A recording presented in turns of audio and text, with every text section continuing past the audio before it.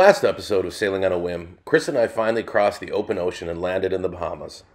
On our third night, we found an amazing anchorage to spend the night and went ashore to have a beach fire. Sounds amazing, right? Well, what we showed you looked amazing, but the reality is sometimes much, much different.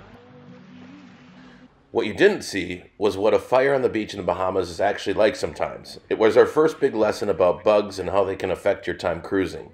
Between Chris and I the next day, we counted about 1,500 no-see-em bites between the both of us. And let me tell you, it made for a really itchy next few weeks. Chris, what do you think?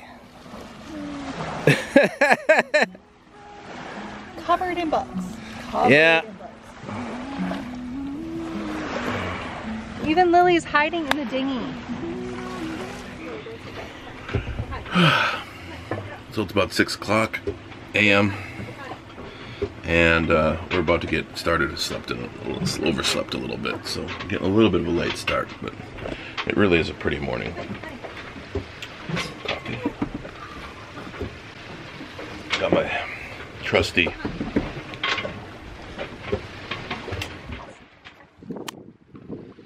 So after a beautiful, though very itchy night, we got prepared for our second open ocean crossing north to the Abacos.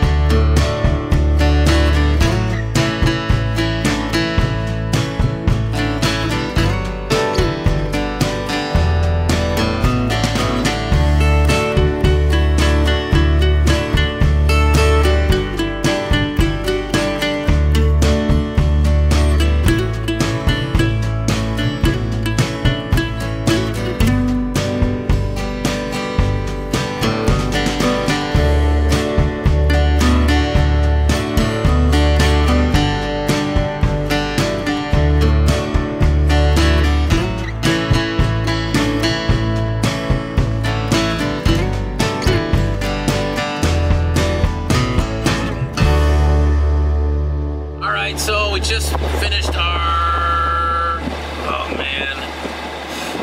13-hour,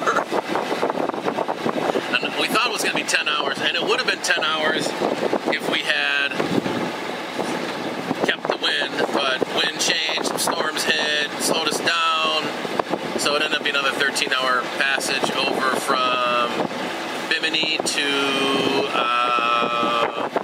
Bahama Island. And now we are at the west end tip of the island. I don't know exactly, I gotta look at a map, but we're looking for an anchorage, and because we're just tired, we want something calm, we want to know we're not gonna roll around, and ended up that there's this old abandoned development that never happened, and they have dredged all of this, these canals, and then there's a big opening out here where you can anchor. And they just never built the development, so it's totally abandoned, and that's where we're going to anchor tonight. So I'm actually super happy because it's almost a little creepy, and it's quiet, and it's protected, and we'll be basically by ourselves. I think I don't see any masts coming in, but so I think that was actually kind of cool. I think we kind of lucked out that we got this. We read about this on Active Captain. Thank you, Active Captain. Should have asked for a sponsorship.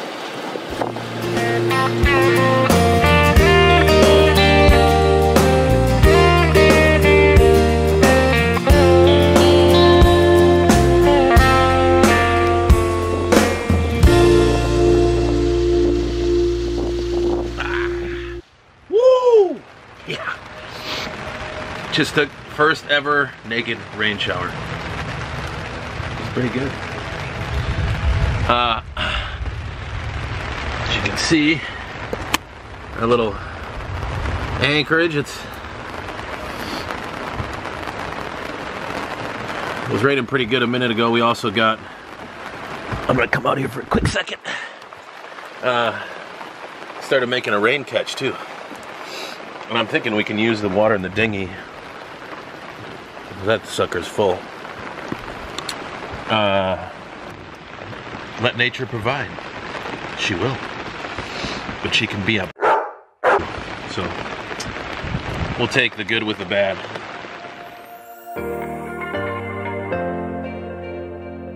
After doing a bit of research about this amazing spot, we found out that Gin Sur Mer was to be a 2,000-acre, $4.9 billion development.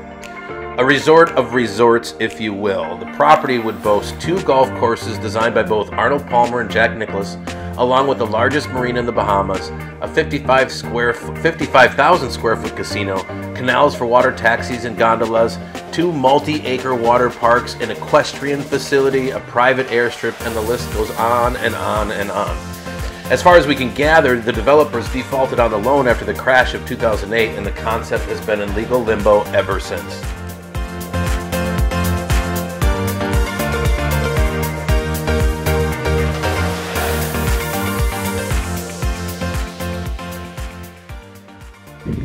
So we have left the boat. We decided to come to land. I am woefully unprepared. I have no bug spray and I'm wearing flip-flops. So yeah, I guess I didn't look at the landscape very well.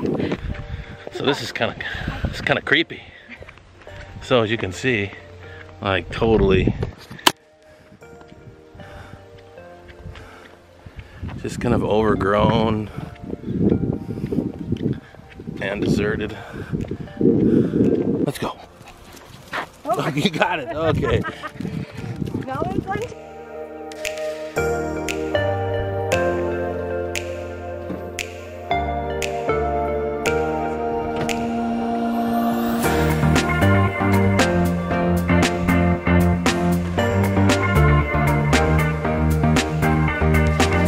Really had to cool off.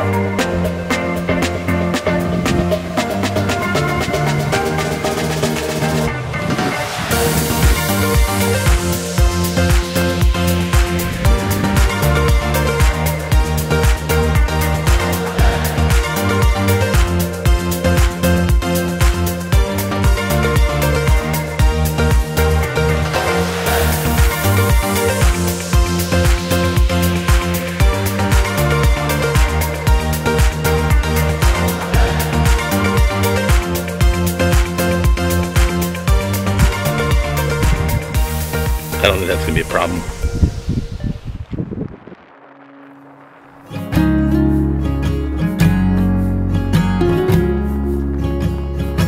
After exploring Gin Sur Mer, we headed across the Bahamas bank toward the main cruising ground of the Abacos. One thing that took a lot of getting used to about cruising in the Bahamas was the depth, and it generally didn't fall below 15 feet. So after running around the Everglades, we had become overly cautious about anything shallower than 20 feet. So cruising at 7 knots in this depth was pretty scary for the first few days.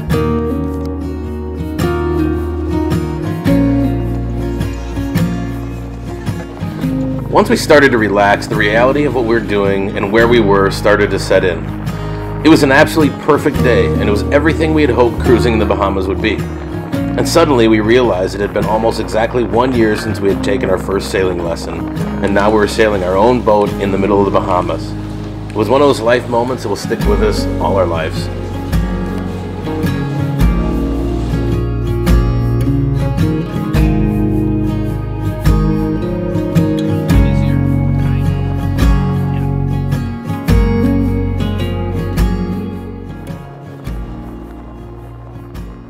But in typical Whim fashion, nothing lasts forever, and yeah, we lost the dinghy. Oh, we just lost the dinghy again. Mother.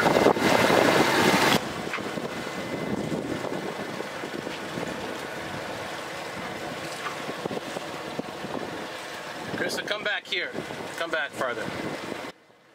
And again, if you know our channel, this is pretty typical or par for the course. We're either running aground or losing our dinghy. It happens all the time. But Krista did a great job. She was pretty quick with that boat hook and got it secured, and we were back on our way in no time.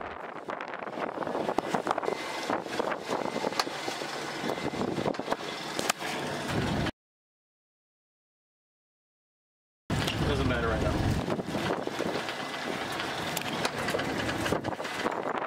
You might have heard everything.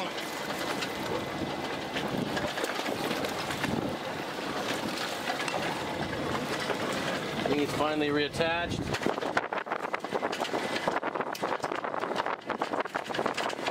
Okay, successful recovery of the dinghy again. The dinghy is the bane of our existence. Now we're back on the sail.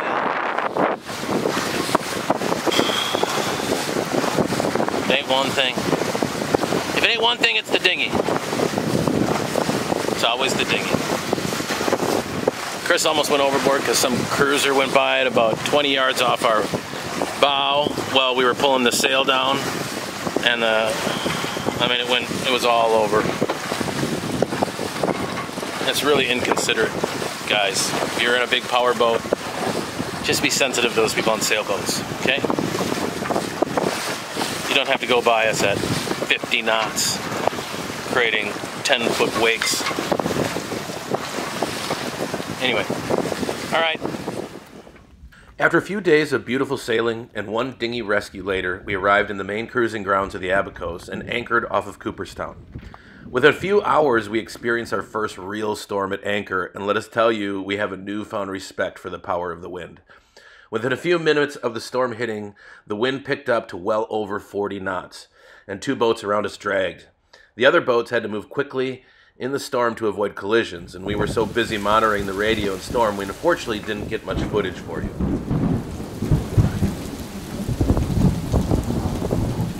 I will say it was a pretty intense experience, and now we realize the important part of cruising is really getting used to the weather like this. It lasted for about an hour and a half, and we were pretty glad when it was over.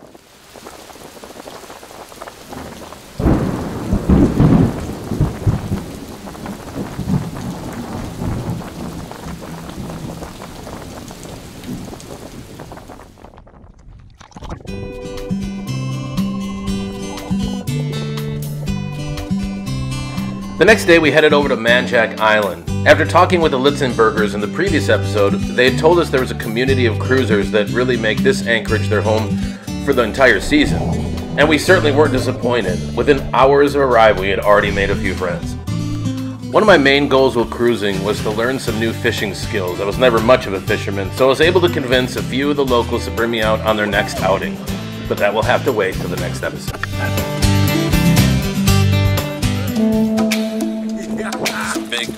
It's a pretty good eating too. Good start to coming up next time on Sailing on a Whim. Chris and I finally start to settle into cruising life as we make new friends and explore our surroundings. Thanks so much for watching. Don't forget to hit the subscribe button. And if you'd like to support our channel, please consider becoming a patron by following the link in the description below.